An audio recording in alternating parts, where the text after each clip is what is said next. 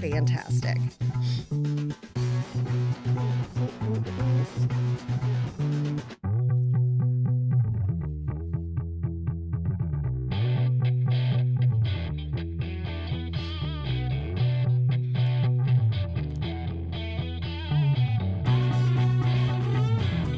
Live from VentureX Studios, it's JP, Kathy, and the crew. Well, hello. And Dr. Good, are you in the North Texas area today? Yes. Okay. I'm back. It's like 55 degrees outside or something. I brought that back from Ohio last night. Thank you You're welcome. so much. That was so kind of you. Truly, we appreciate it. I'm like, this is the first time I'm not already sweating by the time I walk into the studio. I'm like, fall is officially here. Okay, you will probably remember the band Earth, Wind, and Fire. So Sure. somebody posted, I follow all these music sites, and somebody posted the funniest thing, and I never thought about it. It was one of my favorite songs growing up, Earth, Wind, and Fire, September. And the date they reference is September 21st. And so so somebody was like, Happy Earth, Wind, and Fire Day yesterday. And I thought that was a great twist on everybody saying Happy Fall, Happy Harvest Moon. I was like, I like Happy Earth, Wind, and Fire Day. So happy belated Earth, Wind, and Fire Day to you. And happy fall to you, Dr. Good. Well, thank you very much. You're welcome. And welcome to the crew. And we are so happy to have Dr. Good on. We're going to get right into your topic. Boy, you like the controversial topics in education, don't you? You know what? Here's what I'm going to say. I don't have to make anything up. All I have to do is say education news and in boom. Google and yes. and in Texas, So right. we have always, with our third session, we've had a bill that's working its way through. It's now gone to the Senate on transgender sports in high schools. And so, because I'm an educator and good educators don't come and fill your brain, what we do is we bring you things to reflect around and to research and wonder over and come to your own conclusions. And that's what I want to do today. Right. So the bill is saying, frankly, you must only do sports in the gender that you were born with. And a lot of people say, well, that's just common sense. But there's that 1% of our population that is born transgender. And they don't identify male or female, or they don't identify with the gender they were born with. Right. And so we're not going to debate the science around that. Or there's look at the politics. Right. And there's another category then. then I would wonder the category that is out there now. And it's interesting. I was helping my mom do an online form the other day, and it had male, female, and then I'd have to go back and look at the screenshot I took. I want to say it said other, or it had a play, and then it had like a line where you could fill it in. So I'm wondering, and I have not read the entire bill. I've only read snippets of the bill that's going through the special session in Texas right now. But I wonder if it speaks specifically to those who don't identify as either gender, because there is the they, them right. that has gained popularity in the last couple of years. It's really not. What it is, it's just saying if you were born male, then you will only go compete in male sports and female sports. Now, I think one of the things I'm seeing on forms now is pronouns, that you identify with. And so you're able to choose or list those pronouns. So you're seeing that more and more. But in doing research before coming on, I said, okay, what about transgender in the Olympics? Well, they've been actually testing, since 1963, they've been testing chromosomes, because you had more males trying to compete as females than females trying to compete as males. Oh, right. We do have that. And so since 1963, they've been doing gender testing. Had no idea about that. That's interesting. Yeah, it was recent. Yeah. And then in 2016, they had transgender. In 2020, also they had transgender athletes. But what they've done, because they were old enough to make those choices and go through the gender affirmation surgery, then they they've done what they were supposed to do as far as, changing their hormone, testosterone levels, and sort of becoming more of the gender that they now identify with. And so because they were not, let's say, had a lot of testosterone, they could now compete as a female. And so you have that now going on in the Olympics. And the difficulty in high school, of course, and middle school is that the kids normally don't, they're not being prepared for surgery yet, right? They're still trying to figure themselves out, and that's perfectly all right. That's the place you're supposed to do that, right? And so schools have no problems with that. We always have politicians who are trying to give us rules that schools did not ask for, and so many times the schools have already figured this stuff out at the local level, and so we know that we have kids who are trying to figure out who they are, just and outside of even the gender, it's. I tell you, it's so funny. You always say, "Oh my goodness, I'm really like." My mom's like, "Oh my gosh, I'm so glad I raised you and your brother in the generation I did." I don't know how you deal with all the stuff you've dealt with your kids, and then I think, "Oh my goodness, how do each generation? You think it just gets tougher for kids." It is. I mean, and I think again, social media has to do with a lot of it. It is really tough. I mean, the gender things aside, the race things aside, it's you have one misstep, and my goodness, you're ostracized permanently. And in the news on top of that. Yes, exactly. Yeah, just crazy. So I sort of want to put forth an idea that I had in sort of researching before coming on today. What if we moved towards having a sports practice of we let the top athletes compete? Let's do a track event, and so we let the top 3 males, females, trans, non-binary, and so forth, and then they compete all at the same time. They race all at the same time, knowing that we have several different categories of awards at the end of the race.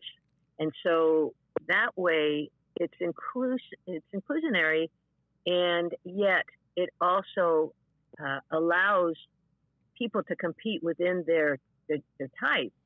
And, maybe that's a more inclusive solution. Because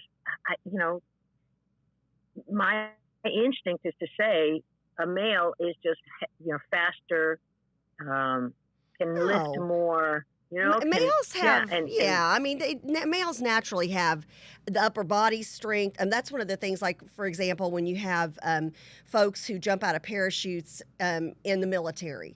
There have been situations where they all jump out, you get caught up in trees. I mean, hey, in combat, it is what it is. And the males are able to pull themselves up and hoist themselves up, grab onto a branch, cut themselves loose, and get on down. And then they have to go back for a female who is stuck because you don't have the upper body strength. I mean, men and women are built different. We just are. And it's amazing. The females are getting stronger. We now have females who are being able to make it into the SEALs and Rangers. Oh, Navy and all SEAls that. and everything, right? Exactly. Yeah, and it's a small minority, but it is happening. Right. But that's a separate issue, right? The generations. That's right. We're eating better. We're training better. We're we're smarter athletes, smarter. I mean, you're a big a health and wellness person, and look at what you transformed your own life. So you're right. Yeah. There are things like that, but we're talking about the kids' situation. So how would this work out? This big old competition that you're talking about? Well, I was trying to say, well, how can we do this to where? What if we had one race and we have males and females and transgender and if binary, non-binary, and then let's see the outcome. And we would always get surprises. There are always anomalies out there, right? That occasionally you're going to have out of those 3 males, 3 females, and transgenders that you're going to have 2 males win, but then a female and a transgender might beat out a male, right? And so as we compete like that, is that going to be more inclusive? Again, I'm just bringing it to the crew and saying, what are some ideas that we can have if the current practice of what we're doing is not working for all of our kids and all of our athletes? What other ways can we do this? And I am asking people to go outside their traditional way of thinking about family and gender and so forth. But then that's what is happening today, right? We're being asked to think outside of our own gender cultural norms, right? That's in the news every day. So if we allow ourselves some thought around that, I'm curious, are there any reactions from the crew? I am going to look and see if we've got anything out here so far. Just a bunch of howdies and hellos today so far. So I think everybody's still having their first cup of coffee. My issue, and you and I have discussed this before, and we've discussed this with JP before as well. My thing is, we fought so hard back in the day for young ladies, for girls, for women to have their own place in sports to compete. And we've got a great system. I mean, I know people my age, younger. I've got friends who have their kids who are on these select teams who are unbelievably talented. And as a result of it, usually they're winning championships, they're getting noticed by college. So they're in other states, in great schools. I've got a friend with a daughter on the softball team in Alabama. Tons of my friends have their daughters doing soccer, volleyball, and they're on full ride scholarships to these amazing universities. They're getting these great educations. And so my concern is you've got the girls who are biological girls, born girls, identify as girls who are competing. And then let's say you've got a born biological male young man who comes over and says, I identify as, and this is at age 16, 17, I identify as a female. Maybe they've started taking some hormones. They certainly haven't had any of the surgeries. And all of a sudden they're competing against the girls.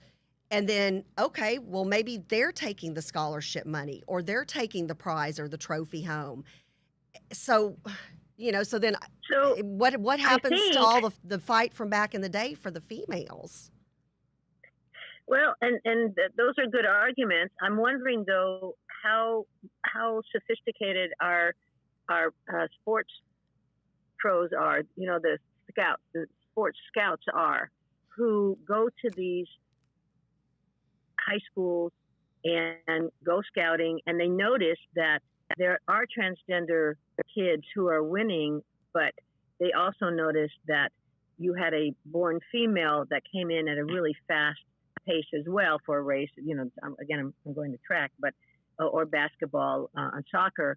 And so do we then start having to make sure our scouts are sophisticated and still going to the female who came in second after the transgender, but had a really good time and would really still qualify and be desired by the college? So there's outliers out there that you're not thinking about that might still cause our females to be able to get out the scholarship. Right. Well, and then again, you look at colleges, and the colleges have been very welcoming and very open to the transgender community. So then again, is there going to come a point in time where, I don't know, we're all co-ed, so no more battle of the sexes? And then again, that kind of lends back to your question. Okay, if you were forced to think out of the box on this situation, what would you pick as the ideal sports competition kind of a thing? I don't know. I just, my heart really goes out to the young female athletes who, and you've seen some. There are actually lawsuits still pending in the country that might ultimately end up at the Supreme Court level. And I know, in the grand scheme of things, you might think a first place trophy doesn't mean a hill of beans when you turn 50. But actually it does, because that first place trophy, even if it doesn't get you scholarship money, it may give you the confidence to go and, be in a field that you wouldn't have been in. That, doing things and being successful those are all those feel-good factors that build your confidence when you're young at a time when you're getting knocked around anyways because of hormones and, bullies online, bullies in school and all that kind of stuff. And now, my goodness, the pandemic. I just really go back to those young ladies who I feel like we fought for that category. Are we almost getting to the point where we've got to be so politically correct? And again, I'm throwing this question out there to the crew. Are we getting to a point where we have to be so politically correct that we're actually eating our own and we're undoing a lot of good work we did way back in the day? Or was that just another step towards an inclusivity that we didn't even understand was coming? An inclusivity of, okay, we've got our females that have been given more money, better funding in the high schools and colleges, and they've responded by becoming better athletes. And now we have this other transgender athlete. And how does this transgender athlete coexist with our females, our males? And we haven't figured that out yet. But again, we need to be open to looking for how to resolve these instead of being real, let's not open up our thinking. Let's just stay with what we've always thought and what our parents thought and what our grandparents thought, because that's just not the world that we live in. We don't live in grandparents and parents' world anymore. It's fun, and we do not. I mean, the reality is, you can be happy about this, angry about it, whatever side. And again, we're not here to tell you what side to be on. We're just offering you some information. You can usually tell what side JP and I fall on. But this is one of those things where I go back and I think of back in the day, like my mom wasn't allowed to go to, I think it was like a Ricky Nelson concert when she was in high school. Her older brother was, but it was too dangerous for a young lady to go. And she's like, Uncle Cecil, he did not care at all about Ricky Nelson. Of course, my mom was either going to marry Elvis or Ricky Nelson. But back then, they wouldn't even show Elvis's pelvis twitching on TV. Right. Oh my goodness. You know what? Take me back to that being the major problem socially of the day. I will take Elvis shaking his hips any day over what we're having to deal with and what kids have to deal with nowadays. And you're laughing. Right. I know you're laughing. You know what I'm talking about, though. That was a big deal back in the day. I remember, but we do need to keep moving forward. We need to learn how to be better together, and this is just how we have to do it. We have to be working at being more open to new ideas. And it may be that you won't come up with a new idea, but when new ideas are out there, be receptive to looking at them and considering them and saying, is that a possible resolution? Because that part of our problem is that many times we don't even want to look at new ideas, right? We like what we already think. We don't want anybody changing our thinking, and then nothing changes, although then later on problems happen because change is coming, whether you want it or not, in different areas. So be part of the solution, not being part of the problem. and always a great tagline from Dr. Good. Well, hey, what are you going to be talking about? Your show, obviously, is every Sunday from 8 to 9 a.m. Great show. And here's the thing. What I love about your show, okay, this is a serious topic. It's something along with redistricting and a couple of other items that's being discussed literally as we speak in a special session in Austin right now by our state reps and our state senators.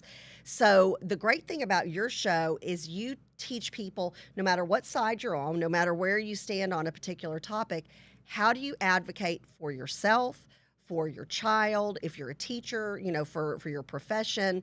So let's talk a little bit about that and then tell us what's going to be on Sunday. So the whole point of the show, and it's 8 to 8:30 now because we'll be doing a wellness show soon with JP. Oh, that's right. That's right. You're right. Is we need to have people understand that even if you no longer have kids in school or you never had kids, you still need to be an advocate for public education. We have to count on these kids for our future economy. And if we don't treat these kids as well as we can while they're in school and teach them to be, the best that they can be, and be sharp and know how to research and know how to find answers, then they will frankly graduate into minimum wage jobs. And minimum wage jobs does not feed a booming economy very well. No, and not so at all. being able to look long term, and really we're helping our legislators look long term. Many times our legislators look to their next election, right? And so that's not often enough. We need to get these kids educated for our future 15, 20 years from now. And so helping our legislators understand that we're watching and we are making sure that they prioritize what we need them to prioritize, i.e. public education, healthcare and so forth, so that we all have a rosier future. That should be all of our work, and it doesn't take a lot of work. You can just 30 minutes a day listening to me, and then I teach you how to contact your legislator, Right. and you read the news, keep up with the news. All you have to do is so easy to contact your legislators now through the internet. And then you can save it the first time you do it. You send them a quick email on a weekly basis, on a monthly basis, to where they're hearing your voice on a regular basis about what you feel is important. And if they hear that from enough people, they will vote your way. Yeah, well, and again, they need that backup so they can come and say, I had 1,400 people send me an email today. I had 25,000 people in the last week call me on this, and it's so easy nowadays. You can send a text to these legislators. It's so easy to reach out to the person who represents you. And again, we've had Angela Paxton and Congressman Van Taylor. Angela, of course, who's a state senator.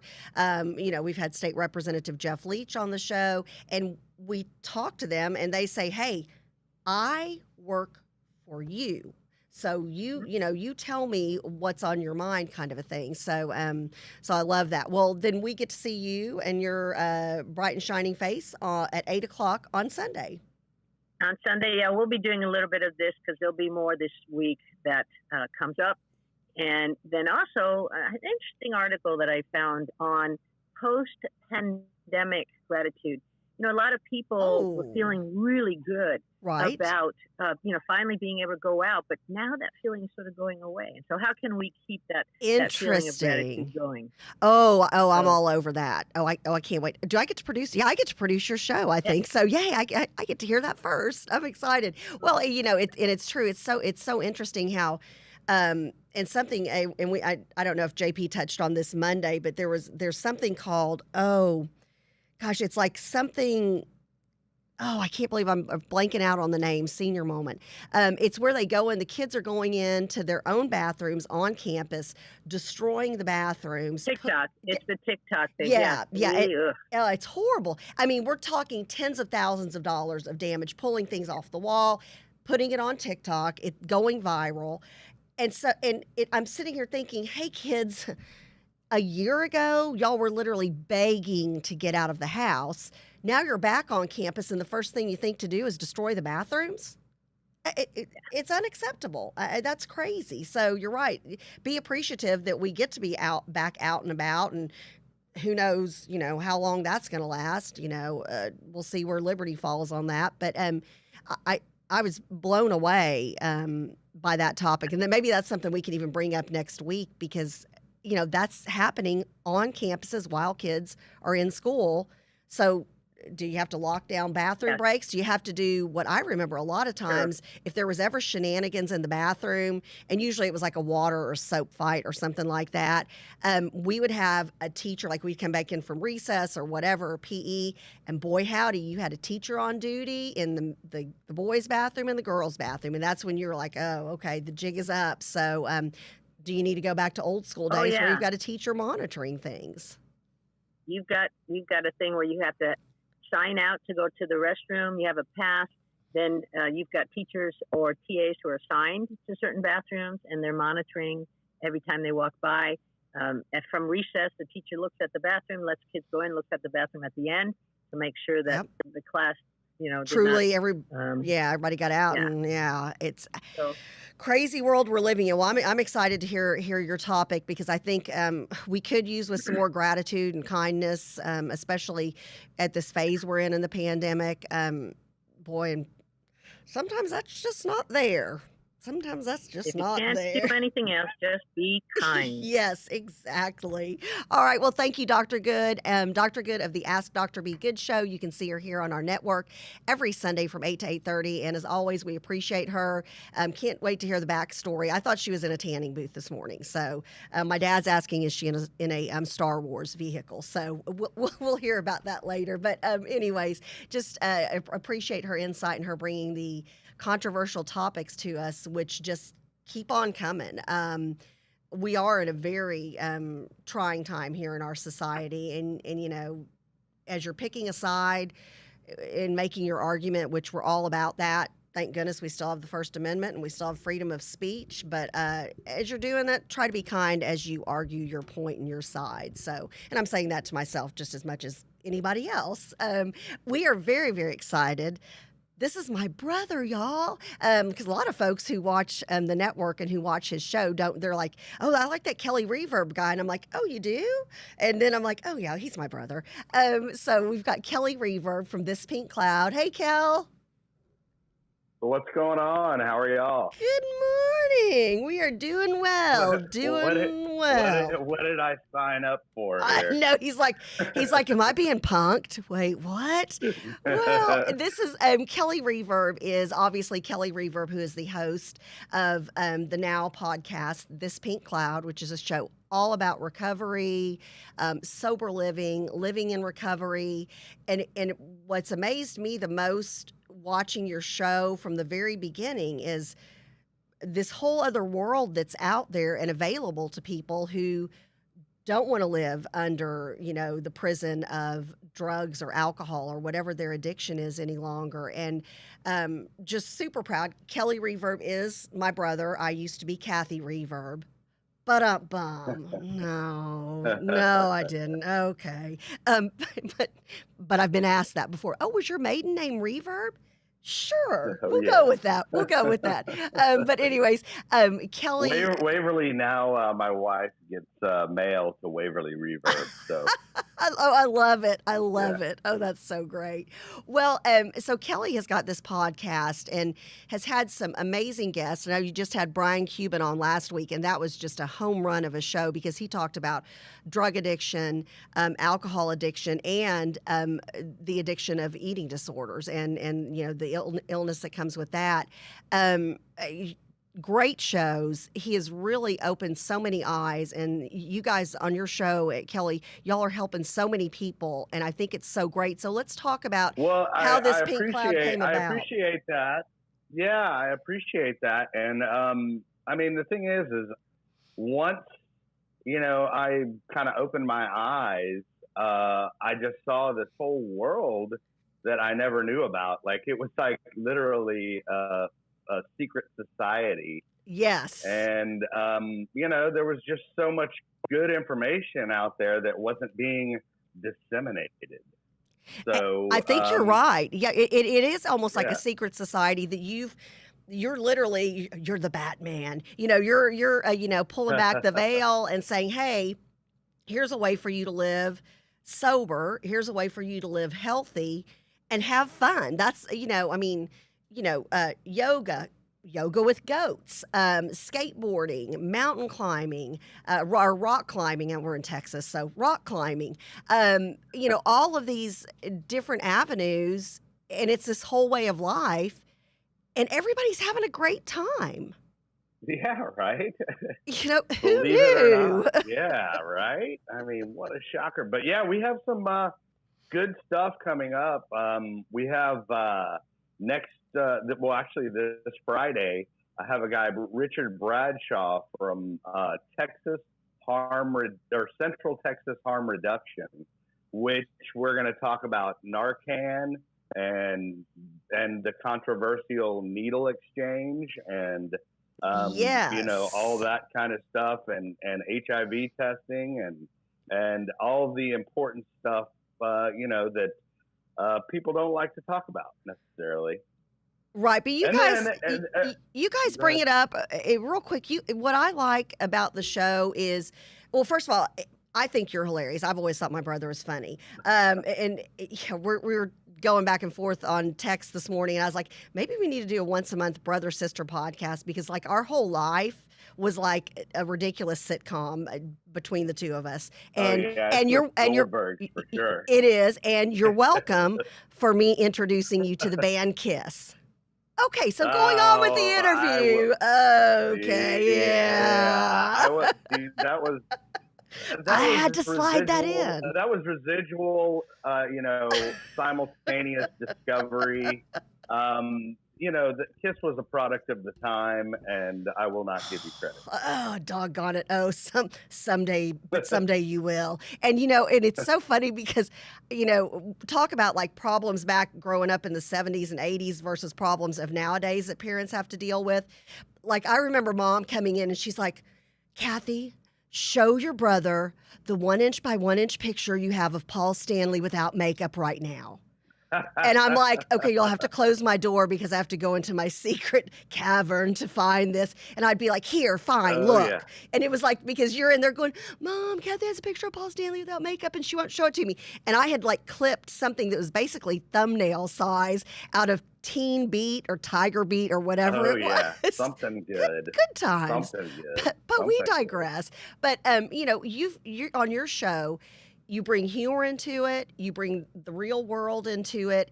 And I love your show, and I love all your guests that you have on, because it's a completely judgment-free zone. And I think so many times people are really quick to judge when it comes to addiction, because for one thing, I think there's so much that we don't even know, where the brain goes into it, and genetics and family history and things like that. So I love that your show, you come on the show, you call in, you reach out to you or one of your buddies on the show, judgment-free. And it's just a judgment-free zone, and that's awesome. It's all a work in progress. And, if you're trying, then, you're more than welcome. And it's just to get that information out there. Like we had on a couple of weeks ago, Gail, and you were touching on the whole mental disorder thing. And she was undiagnosed for bipolar, and, wow. Was having trouble navigating her sobriety because of that. And then she got diagnosed, and then, everything is, rainbows and unicorns since then. So. Yeah. And it's a whole different world. Well, so talk to us about some of the different options out there. What does, y'all refer to sober living, recovery life, sober life, all these different, terms. Well, what does that mean? There's everybody, is familiar with the 12 steps, and the 12-step programs, which is, there is literally an A for everything. So, there's AA, there's NA, there's CA, there's CMA.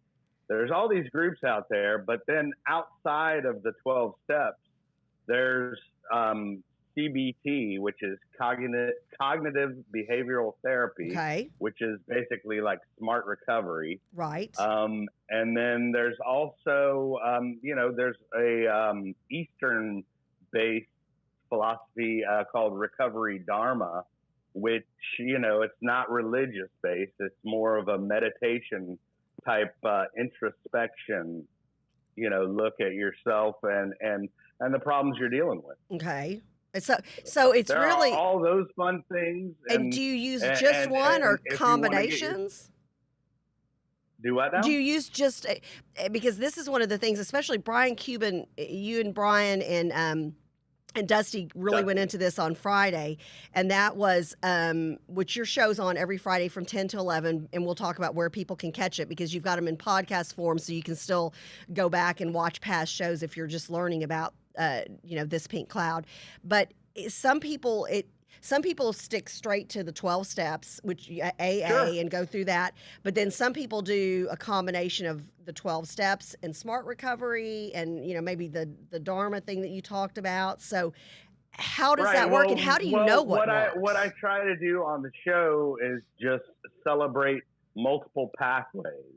Perfect. So, you find out where that person specifically is, and whatever's working for you, then go for it.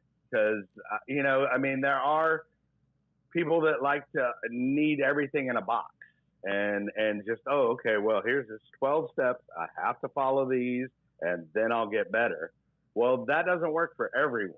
Right. So, I mean, and we're out there to, shine, a spotlight on some important resources, not only just like, different programs like that, but organizations like Nexus Recovery, which is actually free help for women that are struggling. So, I mean, you need to have somebody on from Nexus on your show. Oh, yeah. Please put whoever you've got in that organization, put them in touch with me. Give them my cell number. Would love to have them on, because this is one of those things. And I know, even back when JP and I were doing our mental health moment on the radio, we're big proponents of mental health, because if you think that mental health doesn't impact every single person and every single family, you're wrong. You're just wrong. There's depression, anxiety, bipolar, borderline personality disorder. In a lot of cases of addiction, it's a co-occurring disorder. You know, it's the substance abuse and the mental anxiety or whatever you have, and they do like that. I'm not doing a gang sign, but I know you're not throwing up a gang sign. They overlap basically. They do, right? And I actually found that out in my RSPS training, Kathy. Oh, which I now another officially fancy. am. Yeah, let's talk about what you are. I have letters behind my name. Today, it's like the movie The Jerk. Today, I am somebody. Remember Steve Martin in The Jerk? So, but you've got, RSP. So what does RSP stand for? And that's actually led you to a new career path. Okay. In the world of recovery, there are so many acronyms, and it's crazy. But RSPS stands for Recovery Support Peer Specialist. Oh, so it's basically it's kind of a letters. recovery coach thing, but it's Texas state certified and Medicaid billable. So, there you go. There you go. So I could open up my own practice. I love it. So what do you do with that? How do you do that? Well, basically, as a a peer specialist, a lot of people refer to that as a recovery coach. Oh, okay. And basically, you're a resource broker. Gotcha. And you give advice, and you try to assess the situation. You're not their therapist. You're not their sponsor. You're somebody that says, hey, well, if you are in 12-step recovery, I would definitely talk to your sponsor about that. Or, if something's, traumatic going on that they're reliving, then you go, hey, well, you need to get in touch with your therapist about this, and stuff like that. And like, maybe if there's a situation where somebody needs, if I'm their coach or peer specialist, and somebody needs a driver's license, I would help facilitate that. Okay. And again, and that's so almost some basic life skills, life coaching, but not so specific that you get in dive deep into the psychology. And it's not necessarily about me. Okay. It's about that person and where they're at. Gotcha. And what resources I think they could utilize to obtain sobriety. Okay, fantastic. And now let me ask you, do you, as a male, can you work with females as an RSPS? Yeah. I mean, so is that interchangeable? Technically, yes. In the 12 steps, the whole sponsor thing, it's supposed to be male with male, female with female. But in recovery coaching, you can work with anybody, actually. Okay. And then that was what I was curious about, because I'd always heard, like, in 12 steps, you've got, a male sponsor with a male, female with a female kind of a thing. Well, they don't want, any, anything to get in the way of like a romantic that person's recovery, attraction or something like that. Exactly. Gotcha. Well, it's one of those things that and I want to talk about. First of all, go ahead and tell everybody how they find you, how they find your show, because I know there have been a number of people who have come to me through our show saying, "Hey, how do I reach out to your brother?" And I know you're helping families, and I'm so proud of you. And I just think this work you're doing is amazing, and I'm just is so crazy proud of the good work you're doing, Kel. I appreciate it. All kidding aside, I am beyond proud. I brag about you to anybody who talks to me nowadays about, well, yeah. And here's the thing, and we mentioned this in the description of the show. During the pandemic, we've got alcohol, drug addiction, all of these things are worse than ever. I mean, literally worse than they've ever been. They're saying we haven't even seen the tip of the iceberg as far as the mental health crisis and the addiction crisis, abuse, all of the things that are going on. And so a number of people have said, hey, since my spouse or since my, son or daughter, a lot of people, because of being stuck inside, working from home, all of a sudden, yeah, you know what? It's not 5 o'clock yet, but I'm going to go ahead and pour some beer or some wine into my coffee cup. And all of a sudden you have somebody who's starting to drink at 3 o'clock, 4 o'clock. You know what? You wake up the next morning and you're like, I've got some orange juice.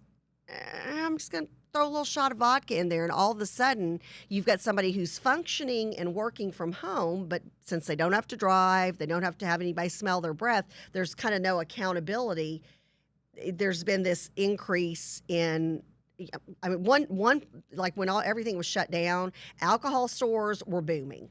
It is what it is. Oh yeah, that was one industry that didn't suffer. Yeah, they did not suffer at all. They've got people lined up out the door. So during this pandemic, and we don't know, you've got the Delta variant now. What is there? The Lambda Mu.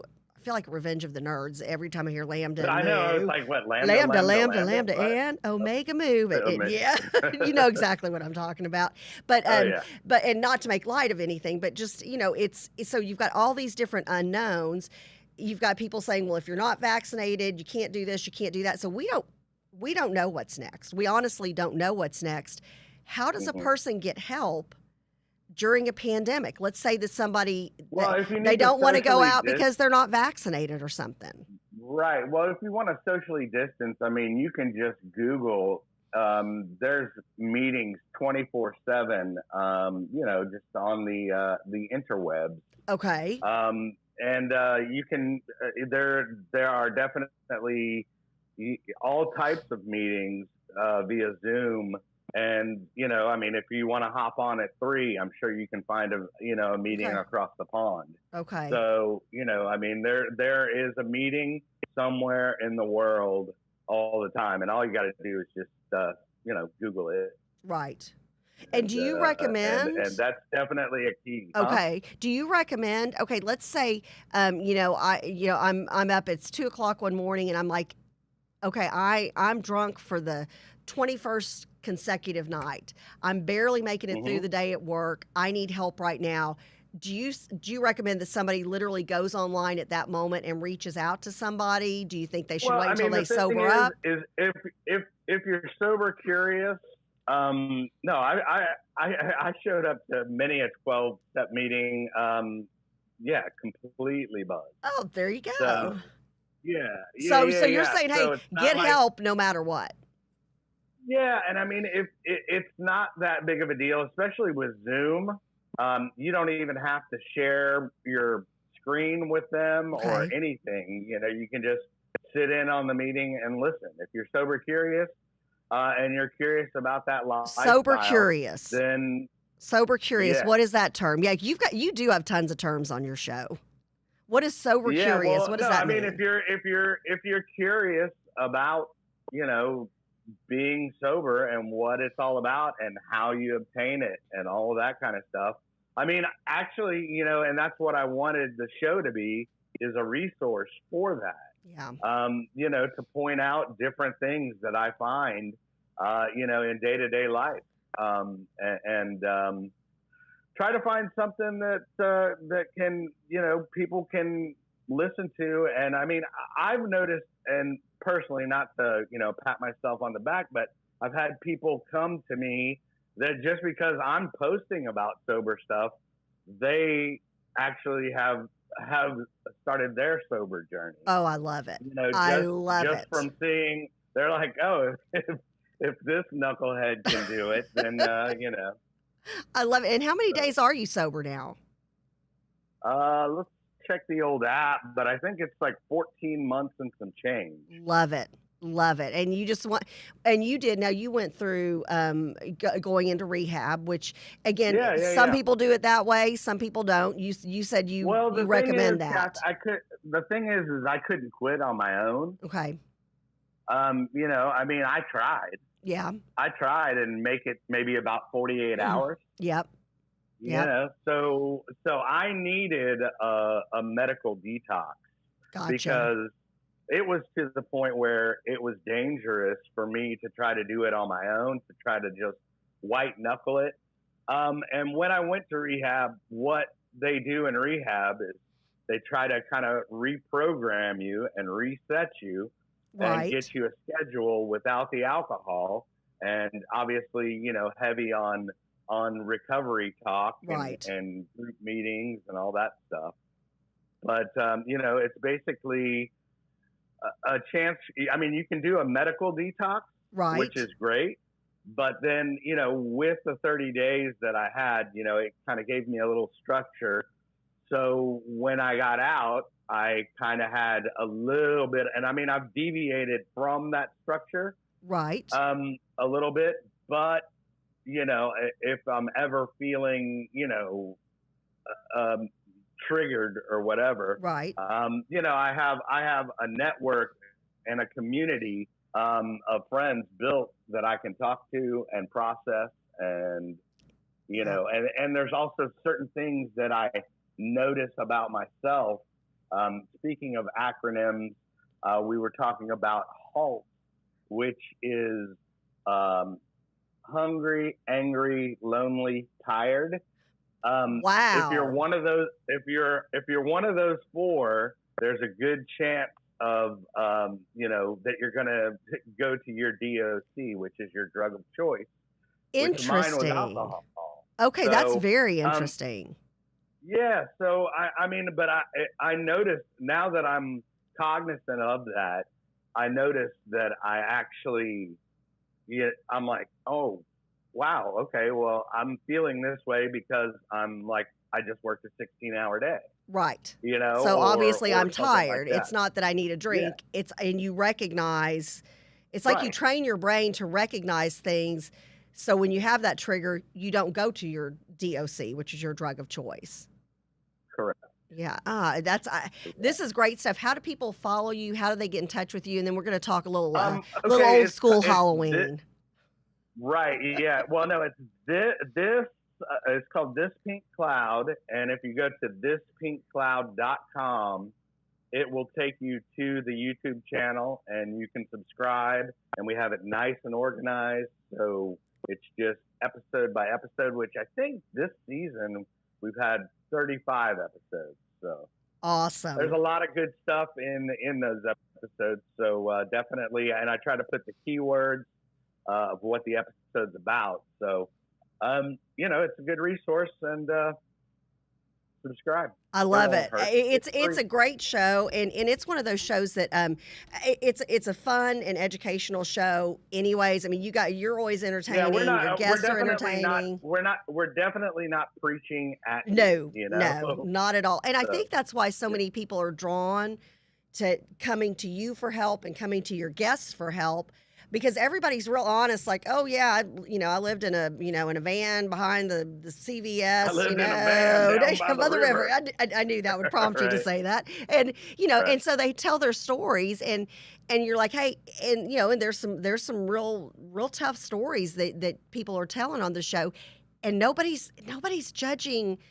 There's no judgmental. Again, it's a judgmental free zone, which I think is really the only way you can go, because there are so many unknowns about alcohol addiction and drug addiction. Everybody's journey is different. My journey is not someone else's, and Yep. But the thing that I've noticed in recovery is it's cool because there is that common bond between everybody that knows how shitty, I'm going to go ahead and say Oh my that gosh, it is. what? A cuss word? To be addicted. Yeah. You know? Oh yeah. It's a tough road to hoe. And we all share that common bond.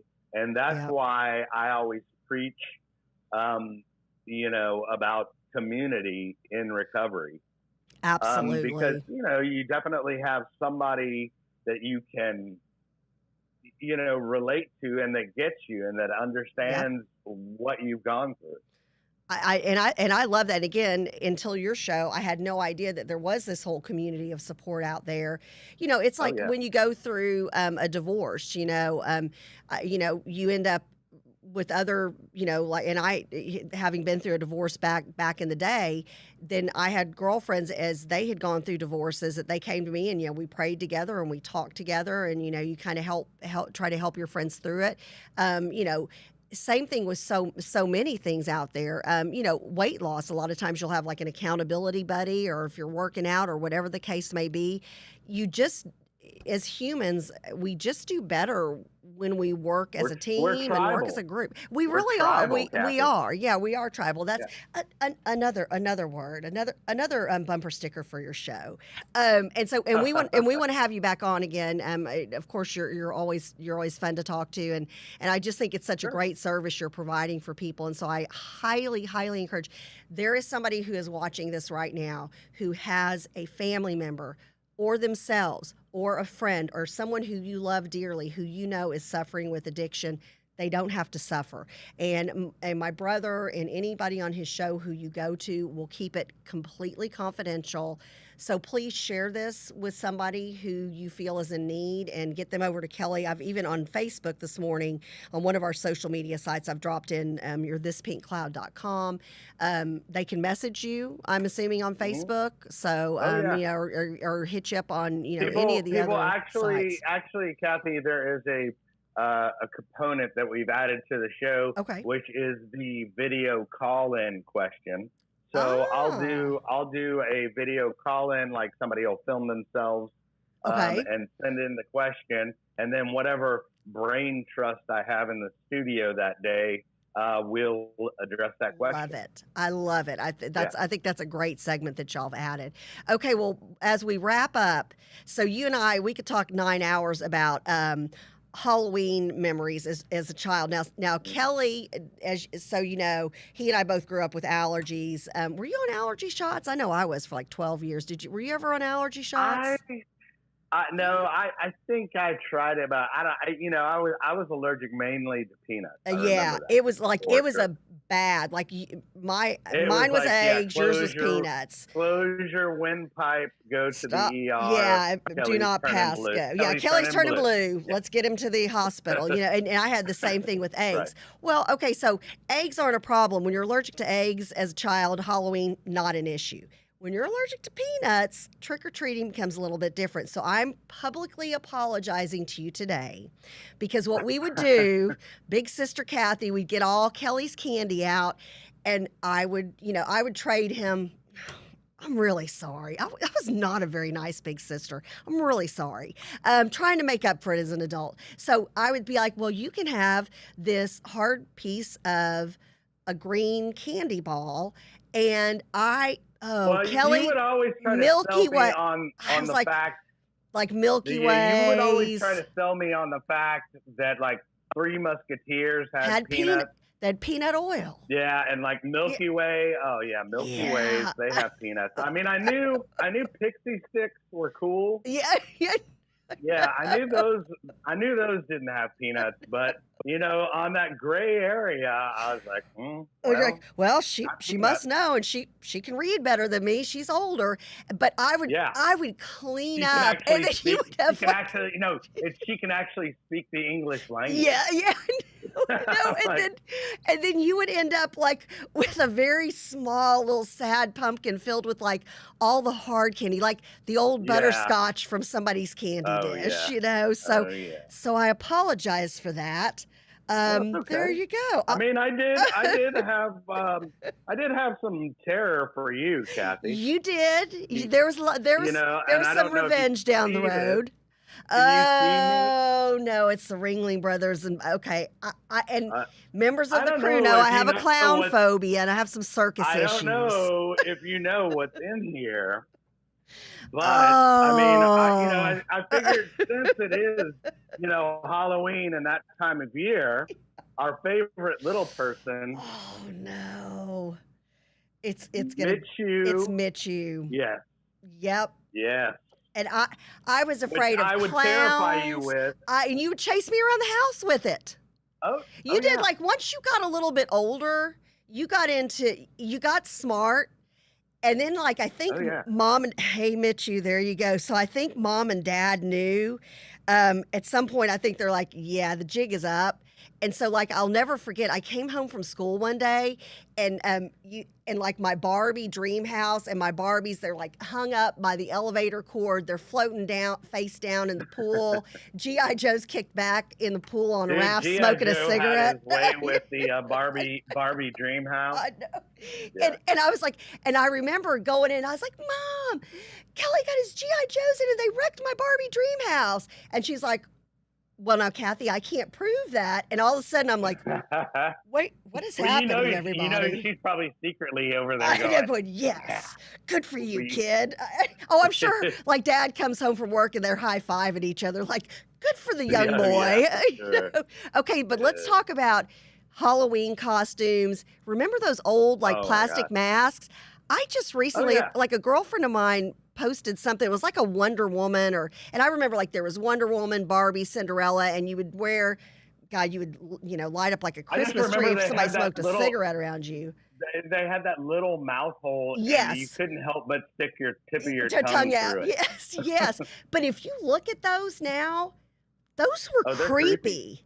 Like that was way creepy, but that's all you had back then. Oh yeah. Well, if you want to, if we have time, I have a trauma. Yes, we do. We will finish up with this. Yes. Okay. Well, I had in my room, which it's the 70s. I had like a safari motif set. Oh yes. Right. Yes. And it was the straw mask, but and I actually used it for Halloween one year. And it was like we would refer to it as the boogeyman. I remember that. And unbeknownst to Mom and Dad, I was scared shitless of that thing. And I didn't know you were scared of it. I'm sleeping next to like right on the wall. I'm like, and I don't know why I never said anything about it, but I was just like, oh, cool. So not even, the boogeyman's not under my bed or in my closet. He's on my wall. Yeah, he's like right here going, hey, Kelly, how you doing? Yeah. Go to bed. I had the little crossing plastic spears from Six Flags. Oh, I remember that. Oh, I remember that. Yeah, why didn't you tell Mom and Dad, like, hey, this is the stuff that ends people up in therapy when they're an adult. I think that I'm gonna go ahead and blame my addiction on that. Oh yeah, there you go. It was the straw African mask. I remember that. And yeah, you're right. The spears from Six Flags. I bet they don't sell those there anymore. That's a weapon now. I don't know. I don't know, but they were plastic. So. Yeah. Couldn't do much damage with that. Good times. Right. All right. Well, hey, Kel, I love you. I'm so proud of you, and thank you for coming on. And again, how can people get in touch with you? If they go to thispinkcloud.com, that's the YouTube channel. Hit subscribe. If you want to message me, Facebook, Instagram, all that good stuff.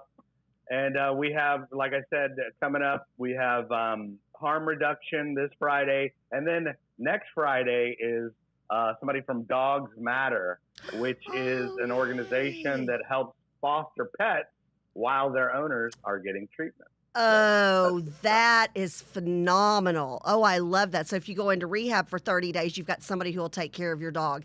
Yeah, 30, 60, 90, they'll facilitate that for you. That's awesome. I love it. Well, again, you just keep bringing great information and just keep up the good work. And I love you. And I'll see you on Friday. And thank you to the crew. And join us again. I'm trying to think, what do we have tomorrow? We've got the lawyer show, and then Friday, JP and I will be back, and then we'll have This Pink Cloud. And then Saturday morning, everything to do with veterans. We've got Kilroy's Conversation. And then Sunday, the Ask Dr. Be Good show. And then Monday, we start it back all over again with JP and I. Thanks, Kel. Mwah, love you. Love y'all. Okay, take care. Have a blessed day.